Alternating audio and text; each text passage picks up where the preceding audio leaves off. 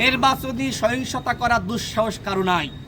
যদি কেউ মাস্তান গুন্ডা ভাড়া করে মনে করে ক্যাডার পেলে এই আমাদেরকে প্রতিহত করবে, সহিংসতা করবে, ওদেরকে দাঁতভাঙা জবাব দেওয়া হবে।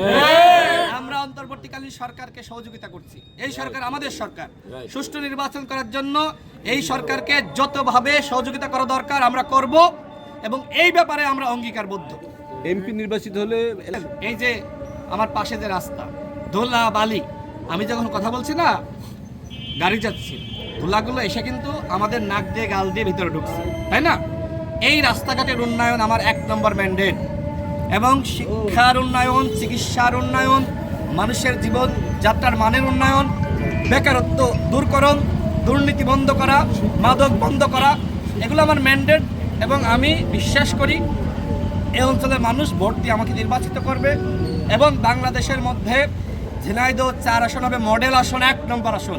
উন্নয়ন এবং শিক্ষা দীক্ষা সামগ্রিক উন্নয়নে আমি এই দেশের মানুষের সাথে যেমনিভাবে আন্দোলন সংগ্রামে ছিলাম, ঠিক ঝিনাইদহ 4 আসনের মানুষের সাথে থাকবো, তাদেরকে সাথে নিয়ে এলাকার উন্নয়নে আমি কাজ করবো ইনশাআল্লাহ। নির্বাচন মানে আমি মনে করি যে এখানে বিএনপির আসন, এখানে কোনো লড়াই আছে বলে আমার কাছে মনে হচ্ছে না। এইখানে সুষ্ঠু নির্বাচন হলে ইনশাআল্লাহ বিএনপি বিজয়ী হবে এবং 91 পরে যতবার সুষ্ঠু নির্বাচন হয়েছে এখানে বিএনপি জিতেছে। আপনি খোঁজ নেন মানুষ কি বলছে। আমরা ব্যক্তি চিনি না, আমরা ধানের শীষকে ভালোবাসি, আমরা বেগম খালেদা জিয়াকে ভালোবাসি, তারেক রহমানকে ভালোবাসি, বিএনপিকে ভালোবাসি। এখানে জনাব তারেক রহমান কাকে নমিনেশন দিয়েছেন সেটা আমরা দেখতে চাই না, আমরা বিএনপিকে দেখতে চাই, আমরা তারেক রহমানকে দেখতে চাই, আমরা বেগম খালেদা জিয়াকে দেখতে চাই, আমরা শহীদ প্রেসিডেন্ট জিয়াউর রহমানকে দেখতে চাই। তারা এই কথা বলছে যে তারা যে সিদ্ধান্ত নিয়েছে সেই সিদ্ধান্ত মেনে তারা আমার সাথে কাজ করছে। সুষ্ঠু নির্বাচন নিয়ে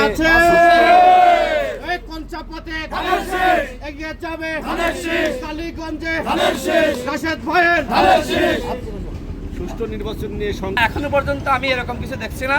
অনেকে ভুলভাল বক্তব্য দিচ্ছে, অনেকে নানান ধরনের সমালোচনা করছে, মিথ্যা সমালোচনা, কিন্তু এখানে নির্বাচনের পরিবেশ রয়েছে, এখানে শান্তিপূর্ণভাবে আমরা গণসংযোগ করছি এবং আমি সবাইকে সাথে নিয়ে কাজ করতে চাই। এখানে আমাদের মাহবুবার একটি অফিস রয়েছে, যেটা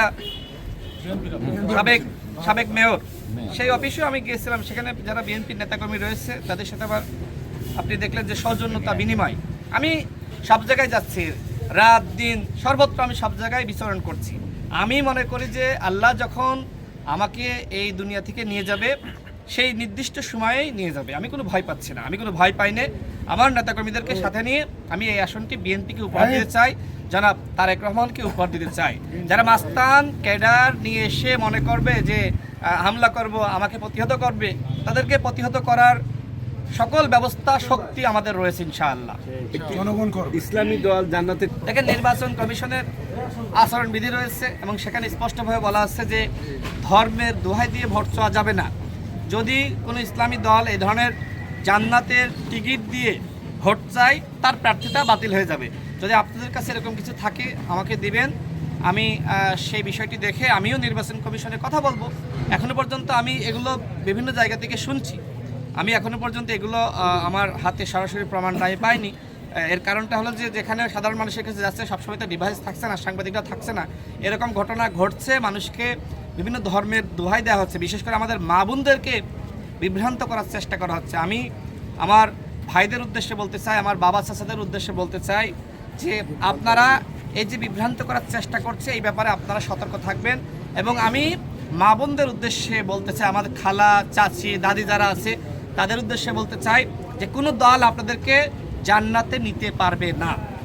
যদি আপনারা আল্লাহ আমাদেরকে যে পথ দেখিয়েছেন, নবী রাসূল আমাদেরকে যে পথ দেখিয়েছেন ওই পথে চলেন, সেক্ষেত্রে আমরা অবশ্যই আপনারা জান্নাতে যেতে পারবেন, আমরা যেতে পারবো। কোনো ব্যক্তি আপনাকে জান্নাতে নিতে পারবে না।